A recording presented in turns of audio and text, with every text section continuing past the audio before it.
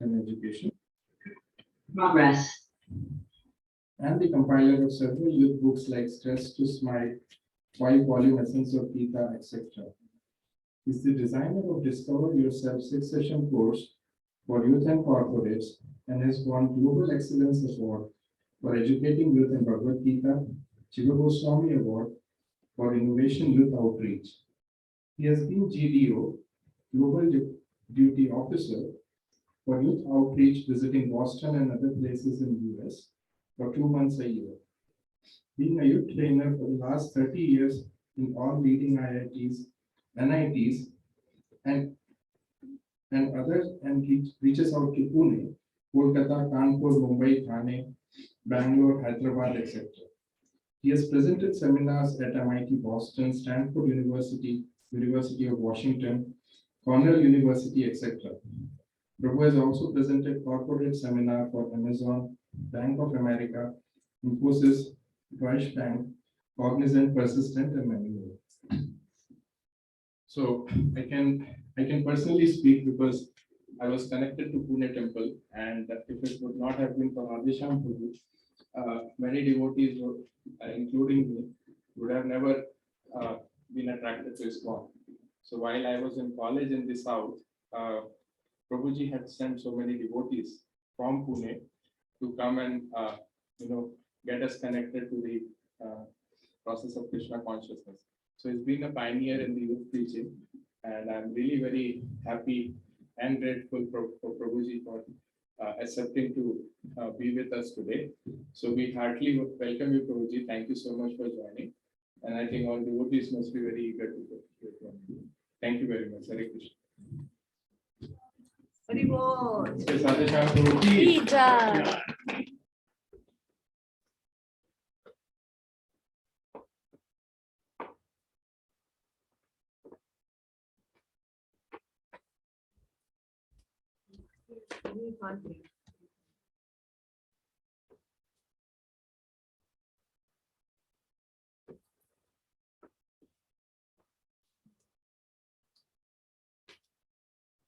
Radheshyam Prabhu ki. Yes. Yeah. Prabhu, can you hear me now? Yes.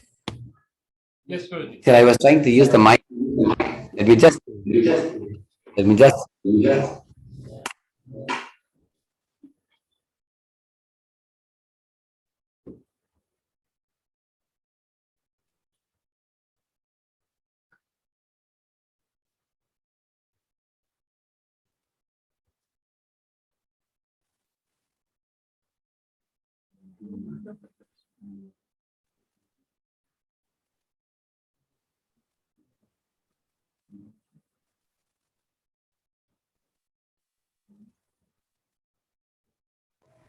Okay, I'll speak without the mic.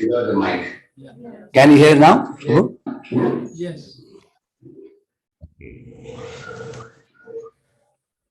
Om Ajnanatimirandasya Jnanashalakaya Chakilitam Ye Tasmai Shri Gurave Namo Vishnupada Jaya Bhutale Shri Tasman Namine Namaste Deve Chad Nirvik Paschat Desh Jai Sri Krishna Prabhu Nityananda Shri Advaita Gadadhara Shri Vasadi Gaura Bhakta Vrinda Hare Krishna Hare Krishna Hare Krishna Hare Ram Ram Hare. Very glad to see so many bright faces today. Thank you all for coming to the temple. It shows your sincerity and your eagerness to salute God and thank Him with your gratitude and present before Him, just like children presenting themselves before parents. Generally, worldwide, commonly people have a notion that God is someone who is beyond the clouds hurling down thunderbolts on the evildoers, evilmongers, and punishes them. And that's a very primitive idea of God. There is a a deeper explanation given in the Vedanta Sutra that God is actually a reservoir of happiness. He experiences happiness and he spreads happiness. You all may be well aware of the famous author called Nietzsche. Nietzsche once said, God is dead, he said. So people thought Nietzsche is an atheist. But Nietzsche further added to that. He said, I only believe in a dancing God, he said. So Nietzsche actually wanted to see that God who is full of color and character and humor and friendliness and sportive, playful, mischievous, naughty, very easily accessible and approachable for all his living creatures without any difficulty. So that was the kind of God that he was searching after, and in his times, probably he didn't find. But the Vedanta gives explanation of the ultimate understanding of God as one who is an embodiment of love. So when we talk about God, even before we approach God, we should look at the world around where we are all living in. With an honest eye, let us see the world around and see how the cloud showers, the sun shines, the flowers blossom, the fruits ripen, the seasons change, the crops grow, and we can also see so many more things happening in this world around us. Any person with a little common sense will be put to thinking how all these wonderful things are happening around me, and I'm not doing any of these things. Like once William Wordsworth sang a poem, millions of daffodils I saw, millions of daffodils, he said. Yeah, he was amazed by the big bunch of daffodils flowers in his garden. So morning when we all wake up and we go to the garden, we see the blossoming flowers and which appear very cheerful and saying us good morning. So naturally, we all are fascinated by the beauty of nature and the wonderful gifts that we see around us. How are all these things happening when you think deeply about it? Like if you take a paper and put some iron filings over it, and below you take a magnet and you rotate it. As you move the magnet, the iron filings also move around, isn't it? So you naturally know that the iron filings cannot move on their own. They are moving because of my movement of the magnet. Similarly, all the wonderful movements that happen in this world around us, if I am not moving, you are not moving, none of the human beings are moving them. And who is moving the sun? Who is moving the moon? Who is creating all these wonderful things? Witness to all these things. We can see with our wide open eyes, but we are also dependent on these things. Can we live without the sweet waters coming from the clouds? Can we live without the grains and the fruits and the cereals and the spices? Can we live without the air that we breathe and the sunlight that we need for the warmth of the body? So we see that we are all observing these things around us. We are all benefiting from the things in this world that are created.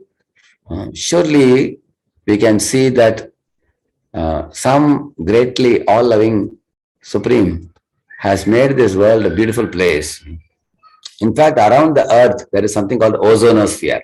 The ozonosphere around the earth actually is a protective layer, which makes ultraviolet rays not come in and harm us. But it is man who produces carbon monoxide pollution and sends and creates depletion, holes in the ozonosphere. So the Almighty Father has produced a protective atmosphere, and man is creating a dangerous atmosphere by his own activities. You can see that. So we can see that there is a great protection mechanism arranged. All of you are educated, intelligent people. That's why I'm giving you these examples. Think about it. If I put my hand in fire, immediately it burns. I get the sensitivity. Why? Imagine while talking in the class like this, I put my hand in a fire by the side of me. And if it doesn't give me a burning sensation, my hand would continue to be here and it will get consumed. Only this much will remain. So God is so kind that He has arranged the burning sensation. As soon as I put my hand, immediately my hand withdraws. He has created that sensitivity. In the same manner, when I go to a hill and I peep from the top like this, I develop some fear. If that fear were not there, I will just walk like in the plateau of the mountain, I will walk ahead and I will fall off, trip off and I will fall. So the fear is kept. That means in nature, it is very amazing creation. What amazing design. Similarly, all of you think for a moment, look at the eyebrows, which you have. It doesn't grow beyond this, isn't it? And look at the hair you have that grows so long. Why can't these eyebrows grow like this? Because he has made a design like that. Because if the eyebrows were to grow like this, it will come and block your eyes. Every time you have to talk to somebody, you have to lift it and talk like this. It will come every time. It will be difficult for you. So this hair is given longer so that you can decorate yourself. And this hair is kept only this much. So scientists may say that there are some enzymes which stop them from further growing. But who put the enzymes there? And why the same enzymes are not put here? So the creation of God is so fascinating, so amazing. I was once thinking, how beautiful is this body that He has given us? You see, when you take a morsel of food, imagine your nose was in your belly and your mouth was behind. You may see the food and smell with your nose in the belly and you have to feed it from behind. It would be so cumbersome. He's kept everything in one place. You can see the food, smell the food and eat the food. It can eat directly. How easy He has made, Is it not a very beautiful design? So one should appreciate the intelligent design that has gone into making this beautiful body. Even Darwin said in his statement once that I can't even believe that how the complex retina of the eyes functions. And many other scientists have wondered that how such complicated parts like the eyes, the nose, the mouth, and the ears, and all these are put together all in one body, and they are all working in coordination with each other. I'm just going to show you a quick 1 minute picture you can see for yourself. I'll just share this with you, just a minute.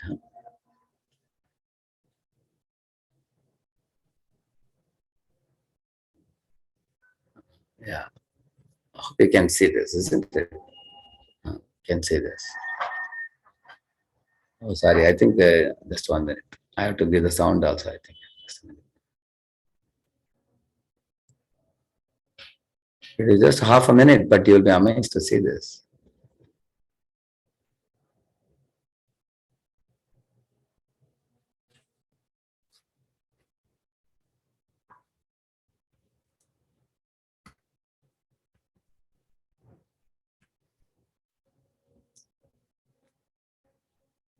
So this is talking about how the human body is like a very complex machine.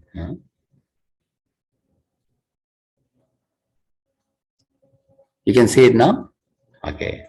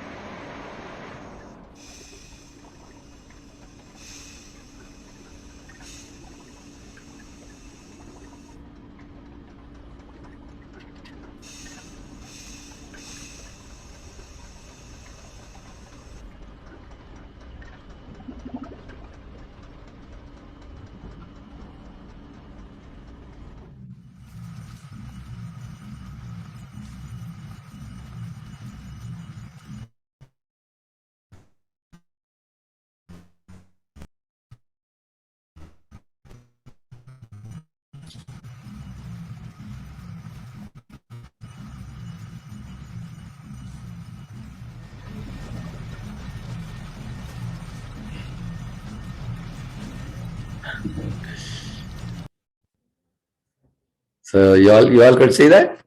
Huh? Kausa Prabhu, you could see that? Yeah. So how our complex body is such a complex machine. Huh? Amazing. So now, why did I show you? Why did I show you this? We should think for a moment. Is this body created without a purpose? Is this world created without a purpose? There has to be some goal. There has to be some purpose. Just like when you play football, for example, on either side there's supposed to be goalpost. Nobody would play a game without a goalpost at all.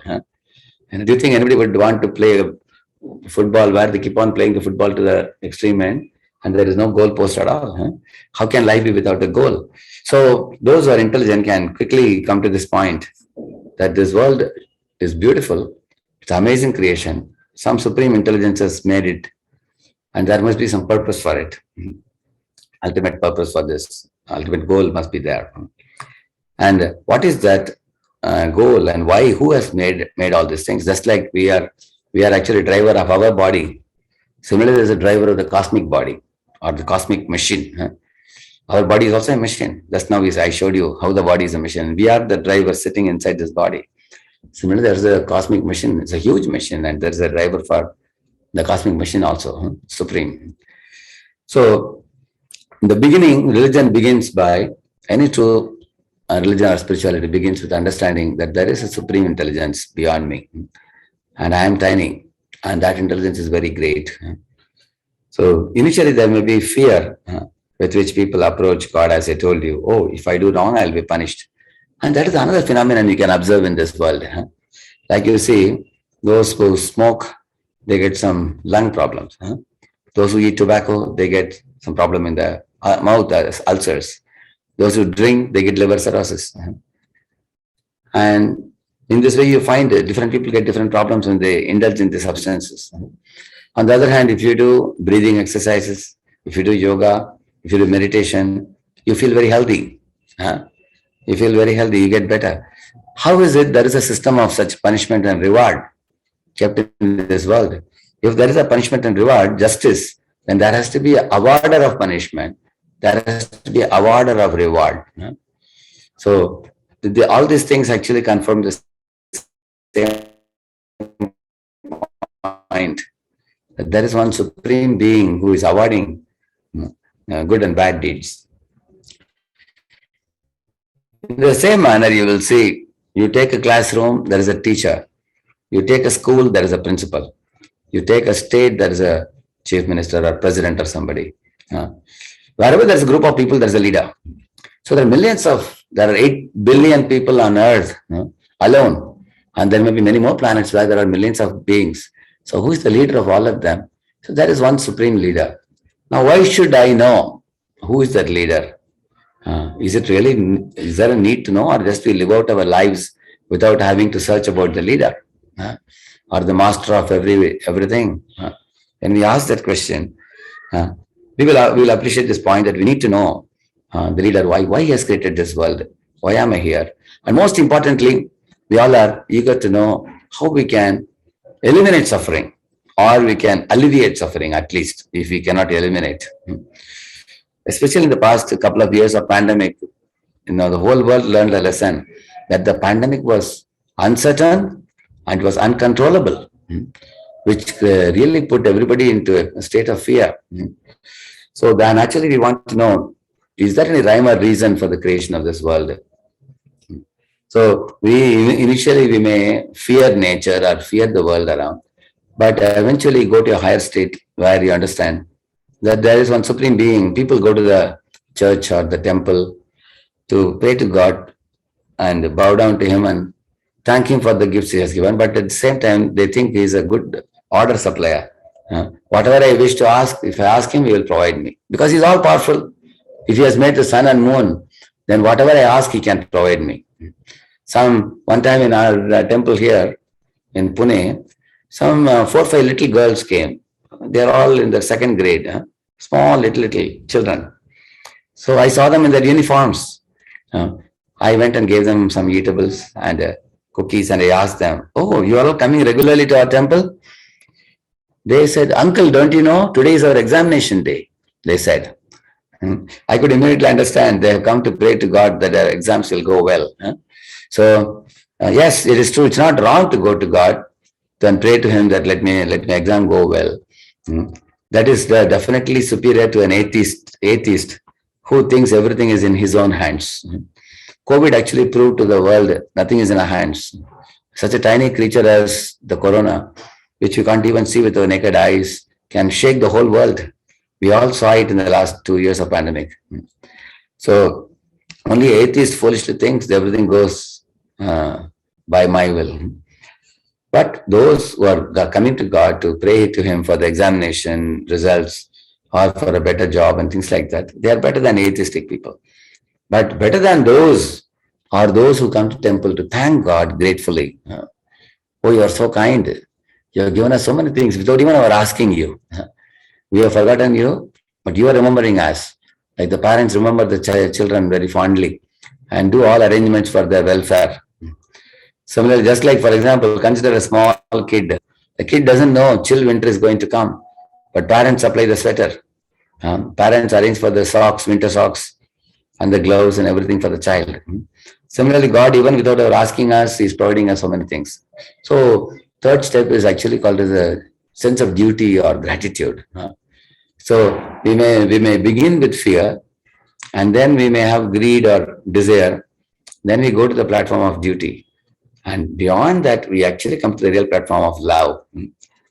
We actually bow down to Him out of love for Him, which is the ultimate platform.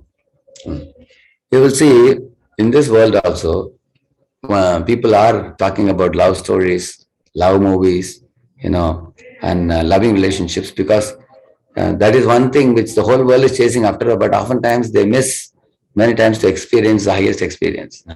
So you will see there are two things which is prevalent everywhere in the world. You can watch with your own eyes.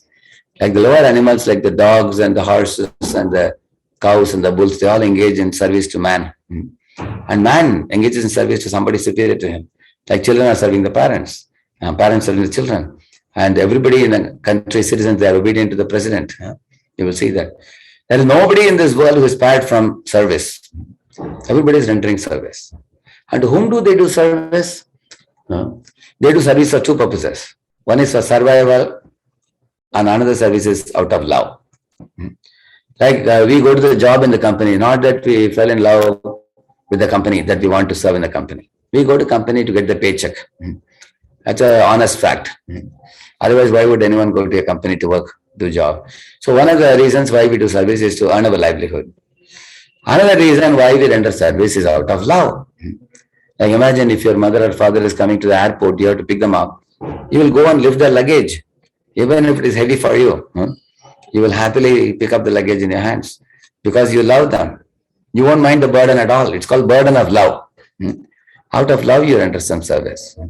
Similarly, your mom may cook something for you out of affection for you, and you can close your eyes and eat it because it will never harm you. Because you know your mom loves you and she always thinks of your nourishment. On the other hand, when we eat out in any other place, in a commercial place, hotel or anywhere, we fear what is the content, who is cooking, all that you have to see. So therefore, you will see love gives the greatest experience to us, especially when it is exchanged with a dear one. But in this world, the love does not last forever. Like, I was very fond of my mother and father many years. Now, recently, a couple of years ago, they passed away. 2-3 years ago, probably 3 years ago. So they were 84 and 80 when they passed away.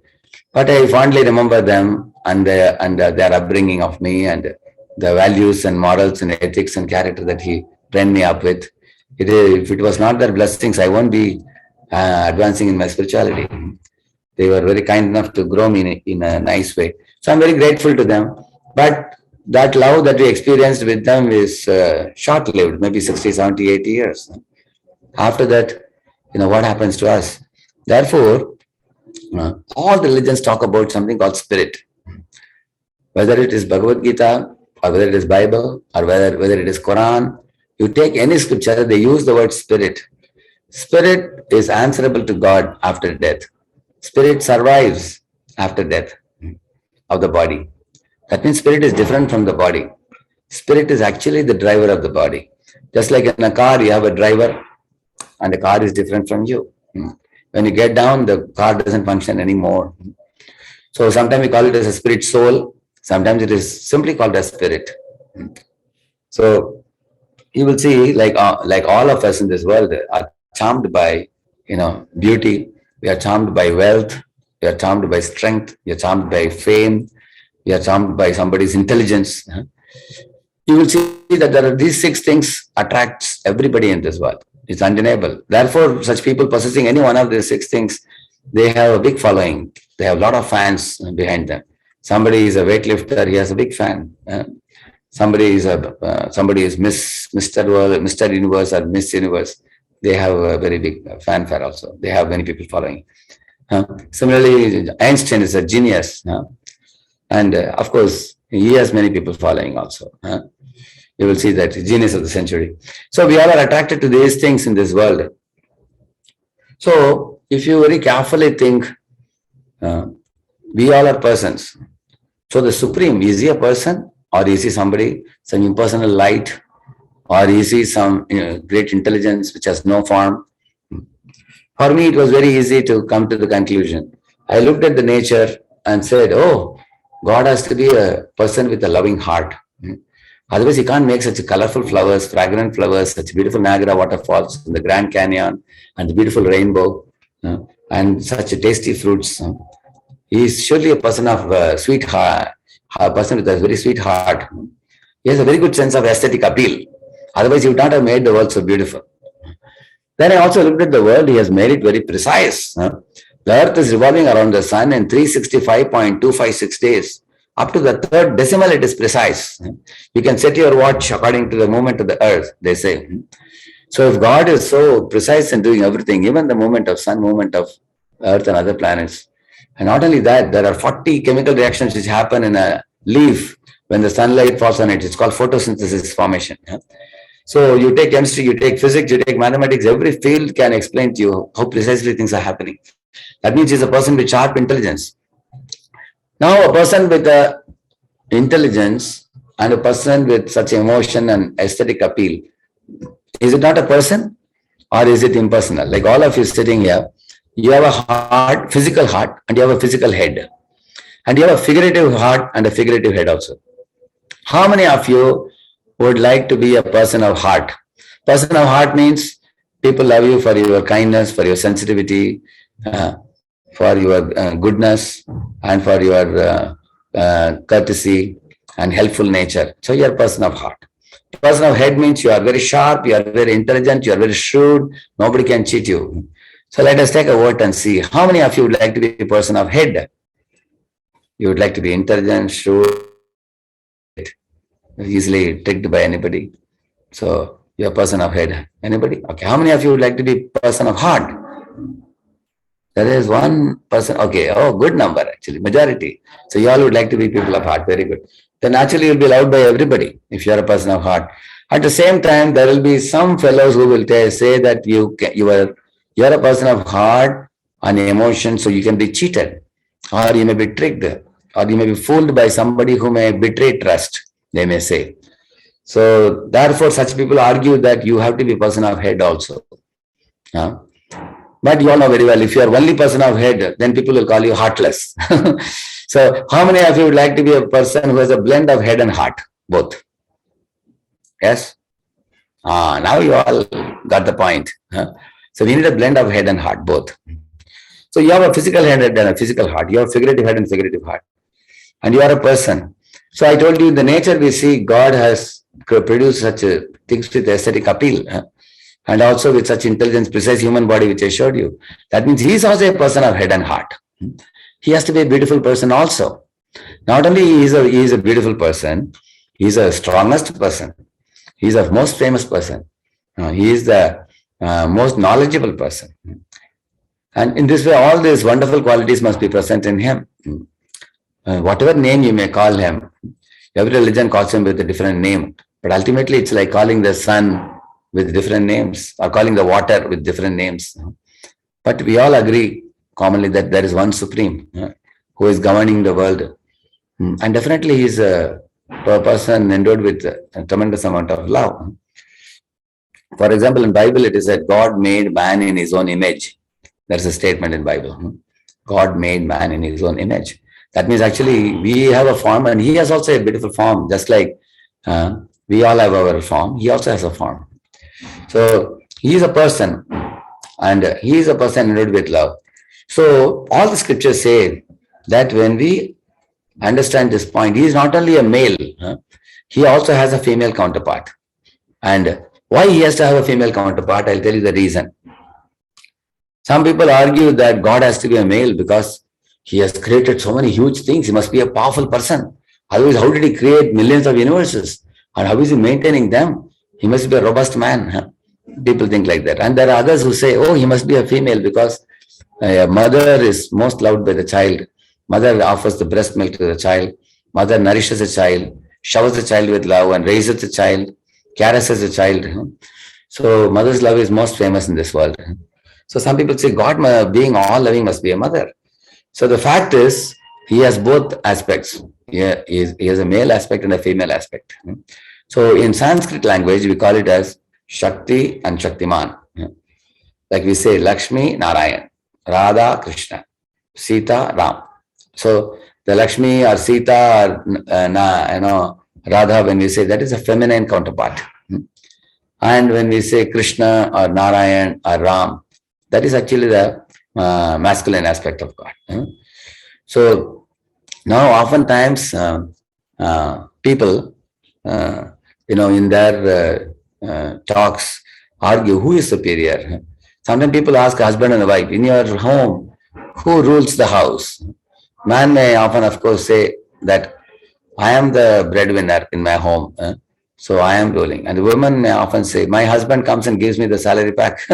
I am the one who runs the home. So in this world, everybody likes to be controller. But one amazing fact I am going to tell you just now. I told you God has a male aspect and female aspect. From the creation point of view, the male aspect of God, Krishna, Shaktiman, he is the creator of everything. So he is called a Shaktiman. He is superior. And from the love point of view, Srimati Radharani or Radha, we call the energy of the Lord, or the female point. She surpasses the male aspect of Lord by her love, by her service attitude. For example, we can see that where there is a genuine affection between two people, two friends, even two friends also, they help each other. Like true friendship means we don't have any selfish expectation from the friend. Rather, we want to serve the friend. On the other hand, the other person also wants to serve us. I'll tell you an example. When I was in my college hostel, two boys were coming from the same village. In the summer vacation, when they're about to leave the hostel, one of them asked the other fellow, hey, I have a backpack. I want to put it in your suitcase. Can you take it? Do you have a place? Other fellow said, hey, in my suitcase, there is no place. You carry your bag, I'll carry mine. Whereas his friend came to him and opened the suitcase and saw there was a little place. He put his backpack and closed it. He said, hey, it fits very well into your suitcase. And the other boy said, since you have put your luggage into mine, you must carry the suitcase, he said. So that boy laughed it off and said, hey, am I a donkey to carry your luggage? You carry your suitcase. And he threw it and he went away. So I saw how people can be exploitative. He puts his luggage in his friend's bag and goes away. And then I saw another strange thing. So I invited both these boys to come to our Hare Krishna program. So they started coming. 1 year later, I saw a great change in them. So now again, they were going for summer vacation to home. So this time, this boy who was filling up his suitcase, he asked his friend, hey, would you like to give your backpack to me? I can put it in my suitcase. So the other boy felt very shy. He said, no, how can I give my luggage to you? I can't, he said. I'll carry mine, he said. So this boy went to his room, picked up his backpack and put it in his suitcase and closed it. When the other boy saw that, he came running and said, hey, I suitcase. And both were pulling the suitcase. I will take. They both were pulling. So when I saw that, I was amazed. Here is a competition, but the competition is for service. Both are actually they are loving one another now and they are serving each other because they both were chanting Hare Krishna. This 1 year of studying Gita and attending classes has made a big impact in their consciousness. Earlier, they were pushing the luggage on one another. You take my luggage, you carry my luggage, I will enjoy. So there are two attitudes in this world. One is exploitative attitude, another one is service attitude. So we find when we become purified, pure at heart, we develop this service attitude, loving attitude and serving attitude. We are always in a mood of seva or service. So this Radha and Krishna are the absolute truth. Radha is a personification of service, the divine mother, the supreme, whose love and whose heart is filled with service attitude. There is not a tinge of exploitation in her heart. She always wants to serve Krishna. And Krishna, seeing her service attitude, puts his head down in her feet. He says that I salute your service attitude. Although he is supreme, he bows to her service attitude, that kind of affection and service attitude. And she actually teaches all living beings. So all of us, we are also part and parcel of God. We are tiny. Therefore, in all of us also there is God's quality, but in small proportion.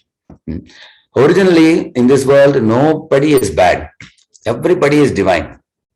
Everybody is potentially divine.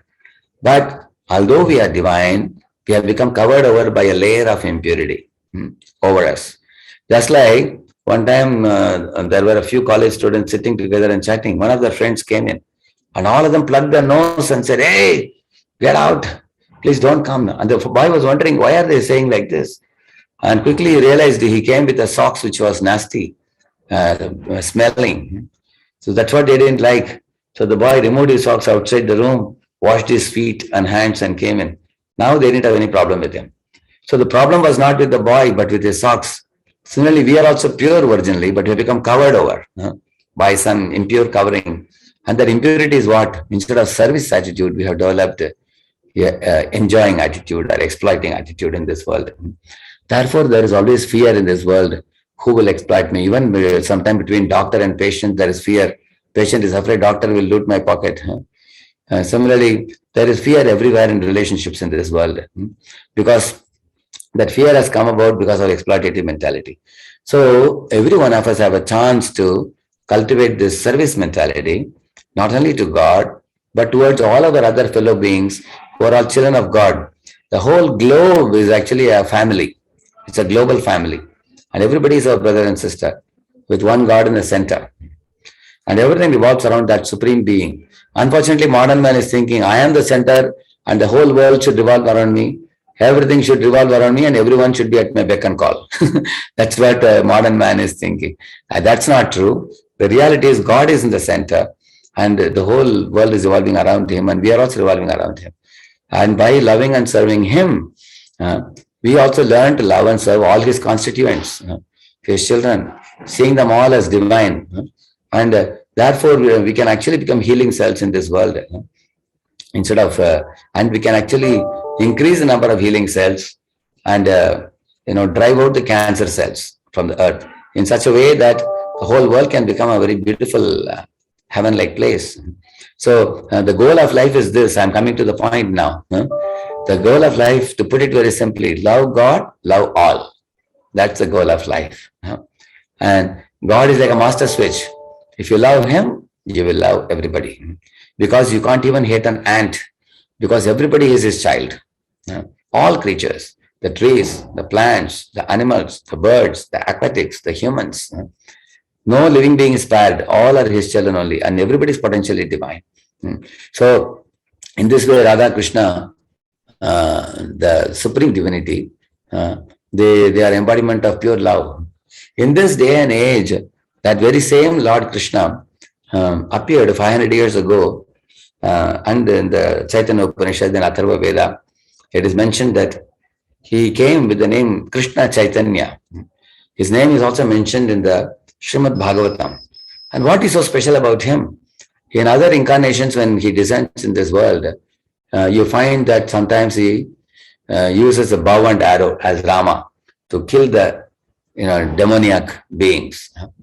Sometimes when he comes as Vishnu, he takes a disc in his hand and severs the head of the demons who are creating atrocities in the world. Whereas when he comes as Lord Chaitanya in this world, he doesn't kill anyone at all. Instead, he kills the demoniac propensity in their hearts. I'm going to just show you a 3-minute video. You will really enjoy it. In that, you will see Lord Krishna when he comes as Lord Chaitanya, how he, reforms the hearts of the people. Just 1 minute, actually.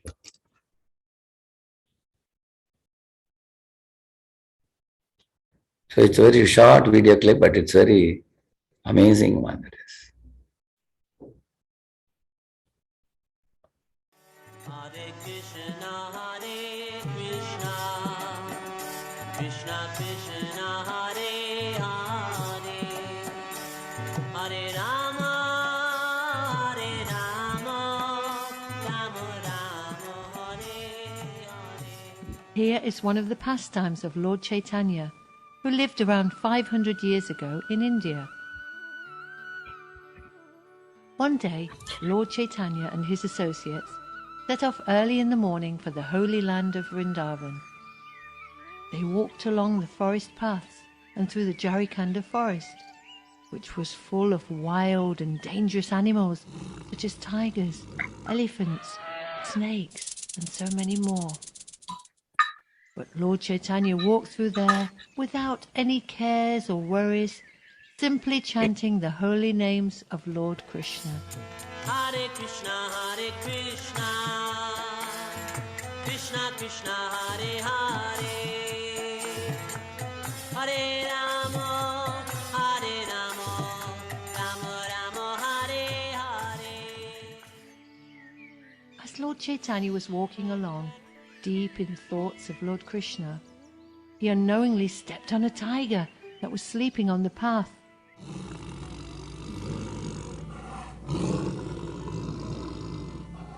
The tiger woke up.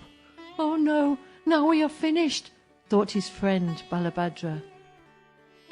Lord Chaitanya spoke to the tiger and said, "Why are you sleeping? Get up and chant Hare Krishna." The tiger got up and amazingly started chanting and dancing, "Hare Krishna, Hare Krishna." Balabhadra was astonished to see this behavior. Another day, while Lord Chaitanya was bathing in a river, a herd of elephants came charging into the water. The Lord splashed water on the elephants and asked them to chant Hare Krishna. When the water touched their bodies, the elephants began chanting, "Krishna, Krishna." Some of them danced and others called out in great joy. Balabhadra was amazed to see this miracle. Sometimes Lord Chaitanya's sweet singing would attract the deer in the forest, and they would follow him. One day even tigers joined in the party. Lord Chaitanya inspired all of them to chant Hare Krishna and dance together in ecstasy. Balabhadra was struck with wonder. How was this possible? Wherever the Lord went, all the birds, trees and creepers became jubilant. Lord Chaitanya is asking all of us to join him, to chant and be happy, just like all the animals in the Jarikanda forest.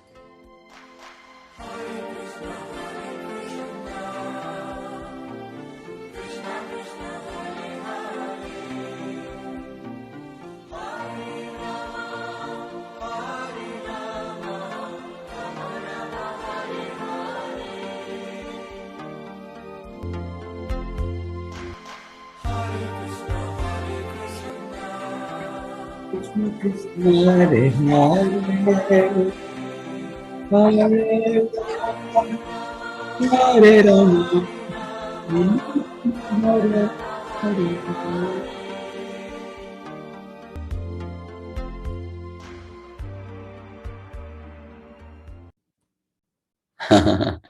So you liked it?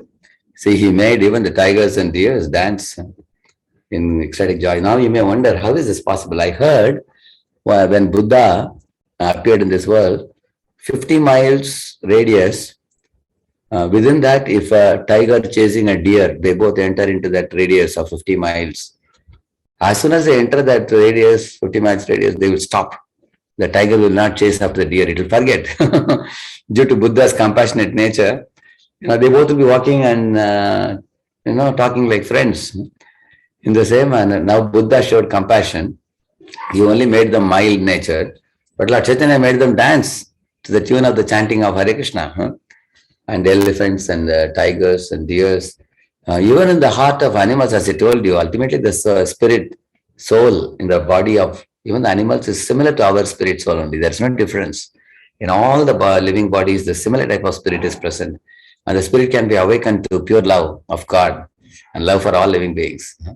So therefore, you find this amazing behavior of Lord Chaitanya, Lord Krishna coming as Lord Chaitanya. And very soon, we are celebrating this Gaur Purnima festival in the remembrance of Lord Chaitanya's appearance. So it's a very good message. It's at the moment there is a war going on between Russia and Ukraine. You all know very well.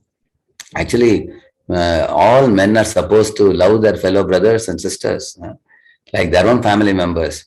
Imagine how the world has changed now.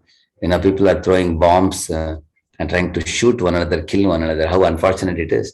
What is the use of all education in the colleges and schools if it does not awaken love for the fellow beings? If it does not give us knowledge and understanding of the Supreme Being who is actually creating and running this universe in this world. So, from our side, ISKCON temple, on behalf of Srila Prabhupada, our message is a message of goodwill for all living beings in the world, especially at the current moment when world is faced by the fear of war, which is building up in a small way now. We don't know what shape it will take. But we want to be spreaders of love and cheerfulness. We don't want to spread fear and violence. That's not our goal. So Lord Chaitanya Mahaprabhu, he actually appeared in this world to spread the message of love for God and for all creatures. So we can celebrate his appearance by chanting Hare Krishna, taking prasadam, and hearing the philosophy of Bhagavad Gita. And in conclusion, I can tell you only 4 things we have to do in our life: acceptance of God, alignment with God, acting for the pleasure of God, acting on behalf of God. So acceptance of God, I told you in the lecture today, which you heard. Alignment with God means we have to align with the sacred scriptures like Bhagavad Gita, Srimad Bhagavatam, such kind of scriptures, or Bible, Quran. We have to align with the word of God. And thirdly, acting for the pleasure of God means, we do things by doing which we become healthy. Like by taking a medicine, you become cured of the disease, body becomes healthy. Similarly, chant Hare Krishna, take prasad, come in the company of devotees, and perform these activities. These are all activities which will please God because we are aligning with His will. And fourthly, acting on behalf of God means become a parent. You become ideal mother and father for your children to emulate your role model. Become ideal teacher. Become ideal executive head of the state, or become ideal CEO. Any leader has to walk the path laid down by God and become a role model for their people who are below them. That's all we have to do in life. If you do these 4 things, your life is perfect. Acceptance of God, alignment with God, acting with the pleasure of God, acting on behalf of God. So thank you all for the opportunity you gave me in sharing something with you.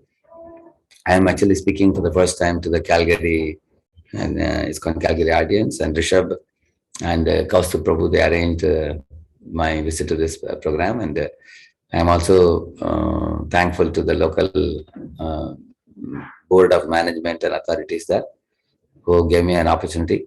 This knowledge, what I'm speaking to, is universally applicable to anybody from any part of the world, because ultimately we all are living beings, and we have similar type of consciousness, and this is the way Srila Prabhupada taught how anybody in any part of the world can awaken that pure love, and the love for God is eternal, unlike the love in this world which is short-lived.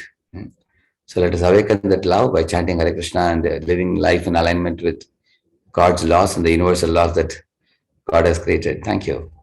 Hare Krishna.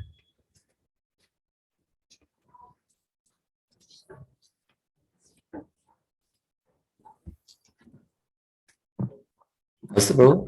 Prabhuji, can you take some question answer, Prabhuji? I can take some questions. If they have time, I can take questions. Yes, Prabhuji. We can have question answer for another, I think, 20 minutes. How is it, Prabhu?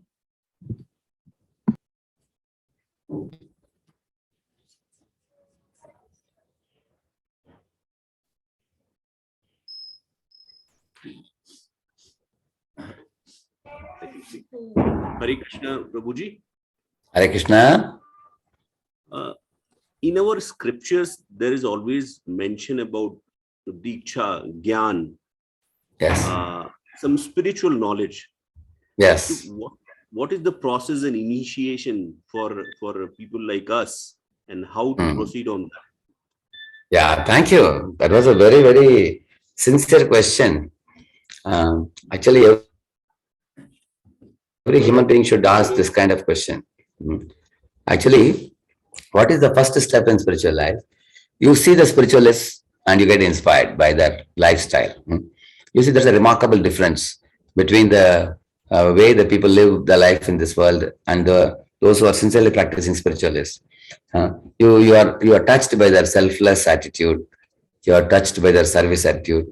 You are touched by their devotion to God. So you want to come closer and see their lifestyle. What type of food they eat, what type of routine they have daily, what type of activity are they doing. So when you come closer, you have already some implicit faith in you. When you come closer, then you start learning. So the most important thing that we need to learn is three things: matter, spirit, and controller of both. Three things. In this world, you see that matter means jada, dead things which have no consciousness, like the table or chair or things like that. And spirit means, I told you, all the living bodies. We are all spirits. And controller of both, there is a God above who is master of both matter and spirit. And nothing can happen in this world without God's will, without his sanction. So when you come to the temple, they have study groups, community groups. They have a group of something like 6 or 8 devotees come together and they read a book. They read a few lines and they explain. If you join one of the preliminary groups, which starts with smaller books, you will also get to learn the knowledge about the beginnings. As I told you, there is matter in this world. I am spirit, and I am trying to exploit the matter for my enjoyment in this world. But that is producing suffering. Like we find in this world, man has been researching in the field of science how to make this world a better place, so that we can enjoy more and more. Man actually wanted remote control for everything so that he doesn't have to work hard. Like, you have remote for the fan, remote for the bulb, remote for opening doors, remote for the TV, remote for everything, practically. Remote for the car to open the car door and everything. So eventually you find man wanted to get everything done through the machines. But now man is becoming a slave of the machines, you can see. And we can see, even after erecting tall skyscrapers, after having broad roads, after having made so many gadgets, our life has become very stressful now. You can see the gadgets are very wonderful, whether to enjoy video games or whether to use the smartphones for various purposes. But life has become very stressful because the man doesn't know the goal of life. The goal is missing. So the scriptures say, yes, there is matter and you're the spirit, but you should know how to use the matter in such a way that you can use the matter for glorification of God. For example, right now we are using this medium of Zoom for talking a message of peace, message of love, message of goodwill, message of universal brotherhood. So we are talking about such a message. This can be the best utilization of technology. Is it not true? In the same manner, the temple where you are all sitting now, that is a place now. So that place actually has become sanctified. How? By all of you coming together, taking darshan and singing Govindam Adipurusham and hearing a class and discussing on the spiritual subject, that whole place has become sanctified. So in this way, all the natural resources can be sanctified. So what the scriptures say, to begin with, the scriptures say you should do three things. I'll tell you an example. sanctioned, sanctified, regulated. Three things. For example, the food. What is sanctioned food? Say it's vegetarian food. What is sanctified? When it is offered to God, it is sanctified. Regulated means even if it is very tasty, we should not overeat. Imagine I like some particular pizza I like. I cannot eat 10 pizzas or 5 pizzas. I can't stuff my stomach with too much because then I will suffer from other problems. So therefore, we need everything sanctioned, sanctified, and regulated. For example, a man is allowed to marry a wife, marry a woman. So that is sanctioned. But if husband and wife come to temple like you all have come here, if they both come to temple to learn more about God, then their marriage is sanctified marriage. And they also beget children and raise the children with values and spirituality. Then the family is a sanctified family. And regulated family means what? Actually, they regulate their activities. There is time for playing. There is time for meditating and chanting on God's names. There is a time for doing profession. There's time for family. They don't get torn by bad schedules. They're regulated in everything they do. So that especially for married people, there are three main duties: profession, family, and devotion to God. So they keep a good balance of all these three like a tripod. And it's very regulated family. So in the same manner, whatever we do, for example, you want to construct a house. Yes, you can do it in your own land, but I should not encroach on someone else's land. So that's why sanctioned land means I am using my own land. And the land becomes sanctified when I erect the house and make a beautiful altar for the Lord in my house. And I worship him daily, I bow down my head to him, then it's a sanctified house. And regulated house means what? Actually, we don't build a very lavish house which becomes too costly, so much so that I have to pay back the loan for next 30 years, as some people do. I don't go for such a big house. So everything sanctioned, sanctified, regulated. So this is the beginning of religion. In the beginning, you understand this basic thing, and we keep our life in a very balanced manner. And very simple things, A, B, C, D, E. You can remember the 5 things. Come with, like you have come today, come for the association of devotees. Associating with devotees means coming together and hearing a piece of message from God, which we can apply in our lives practically. Association. Birds are the same for that flock together, we say, no? So, like for example, if there is a gutter which is not cleaned, a lot of mosquitoes will come there and create infection. On the other hand, if there is a liquor shop or a beer bar, a lot of people who like to drink and smoke, they come there.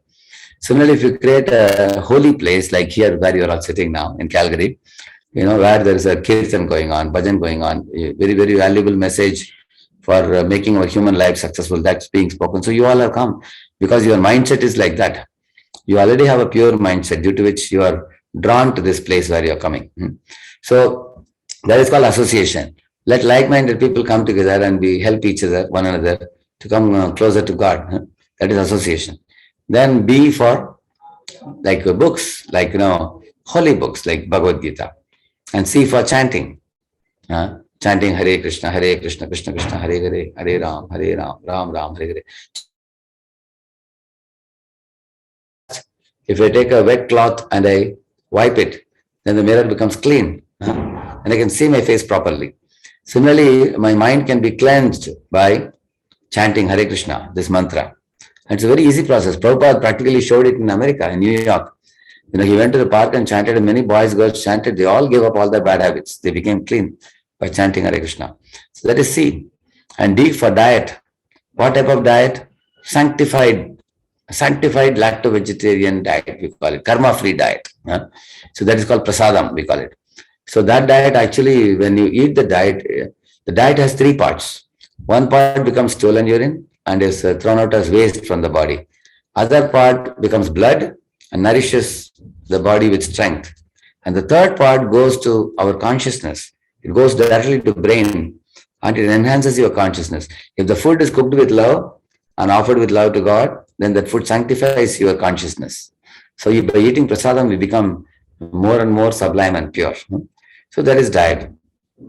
And E for some engagement, some seva engagement. Like, when you come to temple, you can ask, how can I serve? How can I help? Please give me some service. That's engagement. So associate, A for association, B for Bhagavad Gita, C for chanting, D for diet, prasadam diet, and E for some seva engagement. So you do these five and do those other three I told you, sanctioned, sanctified, and regulated. So your life would become perfect.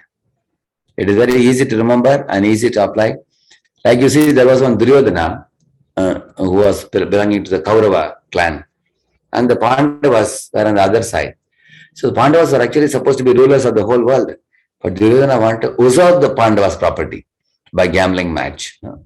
So here is an example of somebody who is looting others' property. So that's not sanctioned. Similarly, Ravana from Lanka, he came to Maharashtra where in Panchavati Lord Rama was with Sita. But he wanted to take away Mother Sita to Lanka and enjoy. So he was trying to usurp another man's wife. That is also not sanctioned. So we can give examples of what is not sanctioned and how people who misused the their free will, they at the end of the day they all get destroyed. They suffer. On the other hand, Hanuman, you see, Hanuman helped Mother Sita to come back and meet Ram. Hanuman is bringing Sita Ram together. Ravana is separating Sita and Ram. You can see that. So one is an exploiter, one is a person with seva bhav, service attitude.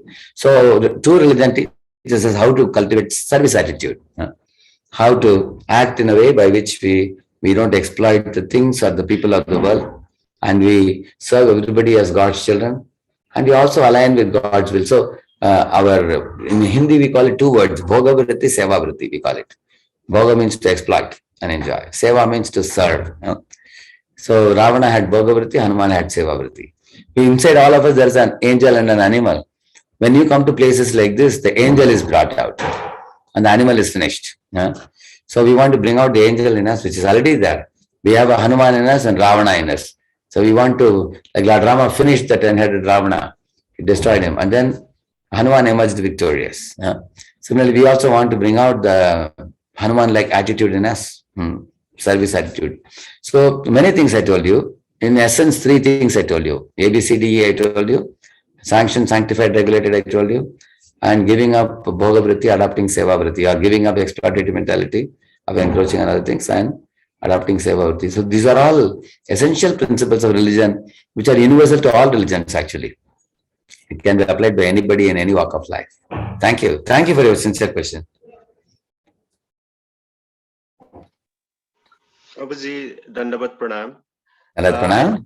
I do have one question. In Srimad Bhagavatam Mahatmya, there was a saying, there was a story. Srila Sukadev Goswami was about to recite Srimad Bhagavatam, and King Parikshit was sitting there to hear it. At that moment, the God and goddess from the heaven, they came and they want to exchange nectar with that hearing of Bhagavatam. They want to offer that nectar to Parikshit. Yes. So at this age of Kali, what special quality that we have? So we got easy access to Srimad Bhagavatam as well as Srimad Bhagavad Gita. We are even offering those spiritual books, even who are totally unaware about Krishna. So what special quality we have, so we deserve it. Okay. Actually, Srila Prabhupada's commentaries are very easy to understand.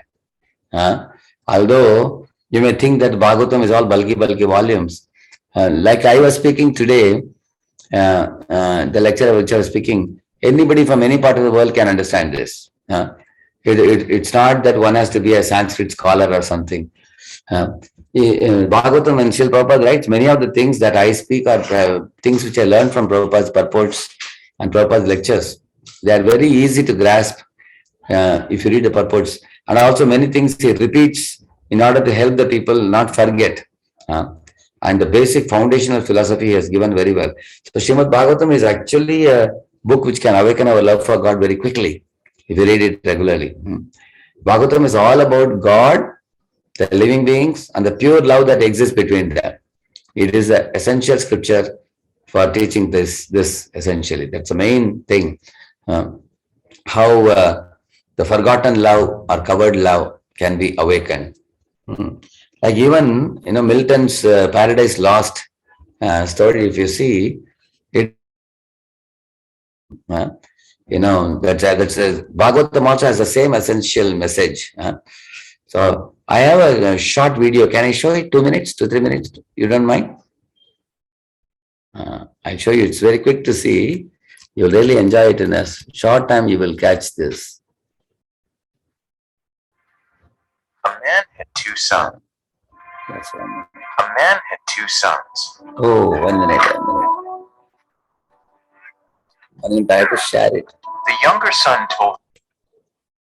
Okay, I have to share it, just a minute. You can see now? Okay. I don't know whether I put the sound. I want to make sure you hear the sound also. Yeah. A man had 2 sons.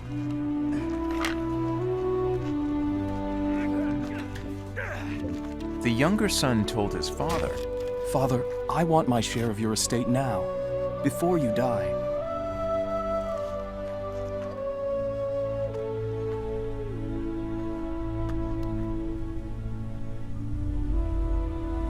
So his father agreed to divide his wealth between his sons.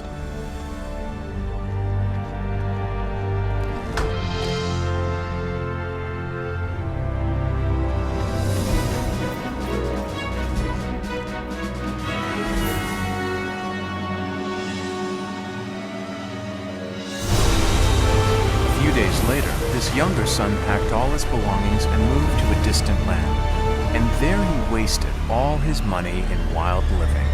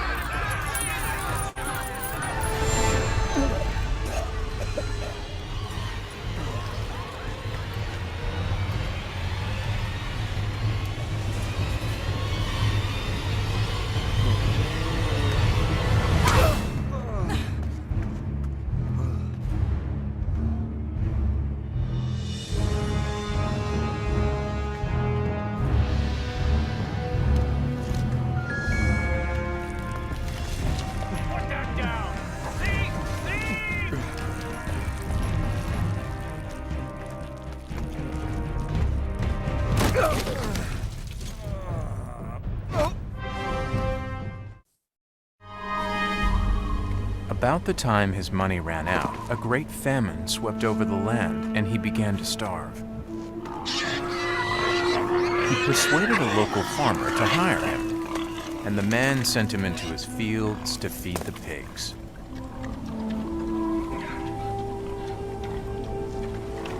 The young man became so hungry that even the pods he was feeding the pigs looked good to him, but no one gave him anything.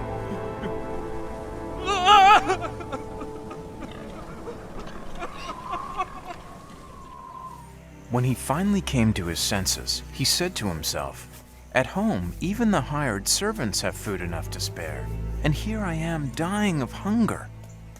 He wasted everything his father gave him. While he had the job of feeding the pigs, the young man became so hungry that even the pods he was feeding the pigs looked good to him. But no one gave him anything. Finally, he came to his senses and said, "My father's workers have plenty to eat, and here I am starving to death. I will go to my father and say to him, 'Father, I have sinned against God in heaven and against you. I am no longer good enough to be called your son. Treat me like one of your workers.'"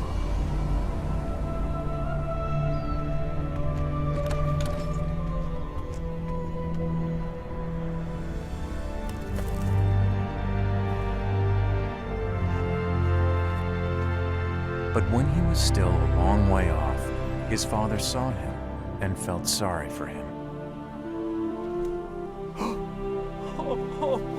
He ran to his son.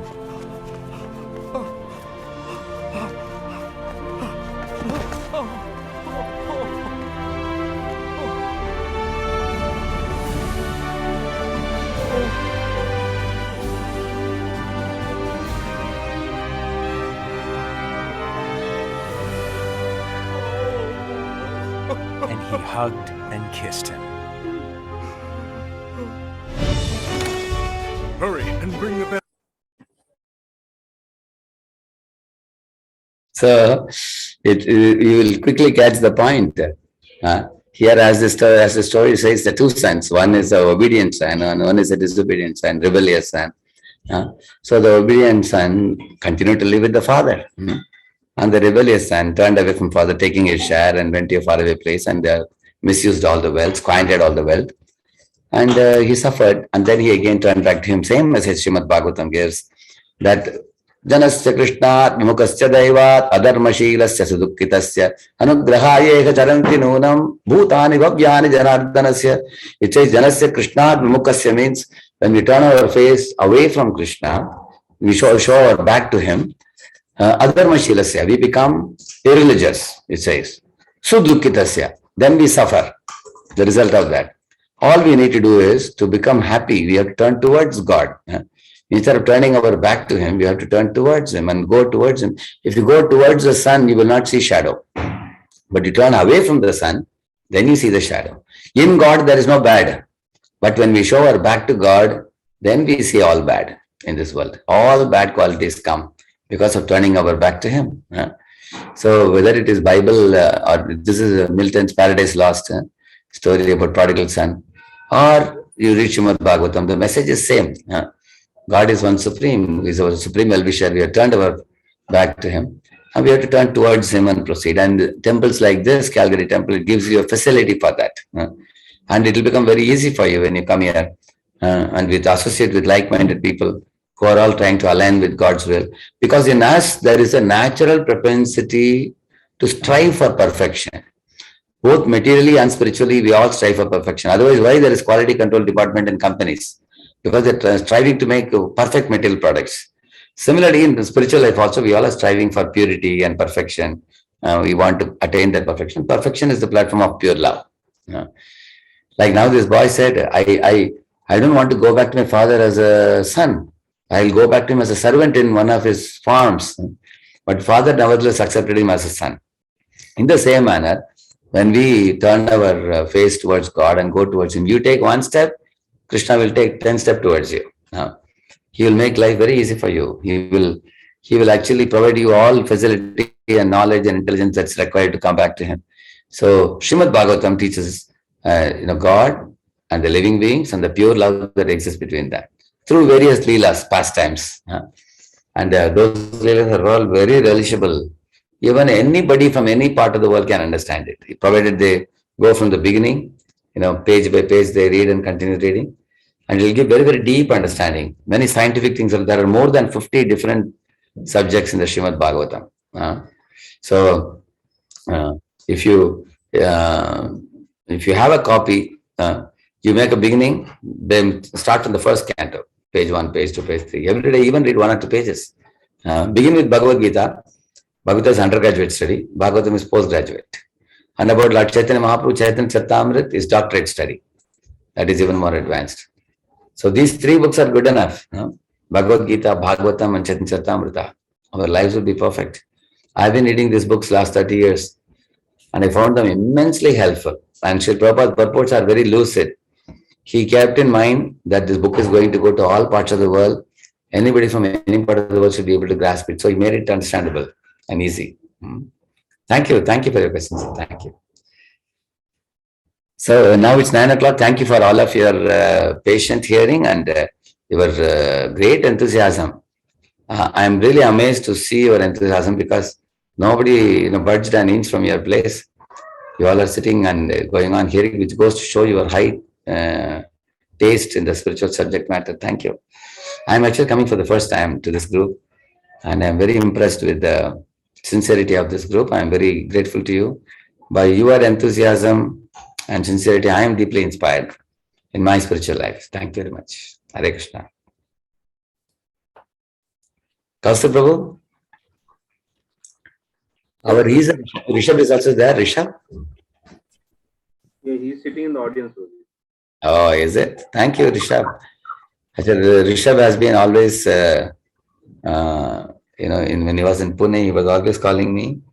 Of course, he told me to come physically to Canada, but I'm not able to. I'm just going to Boston twice a year.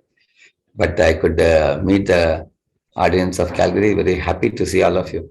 So, Rishabh, I can say that you are in a very good association, I can say. You are very fortunate. Thank you, Hare Krishna. Kaustav Prabhu, I have a very early morning lecture for Boston tomorrow. So I'm taking off now, okay? Thank you very much. Yeah. Hare Krishna. Thank you so much. Thank you, Guruji. Thank you. Hare Krishna.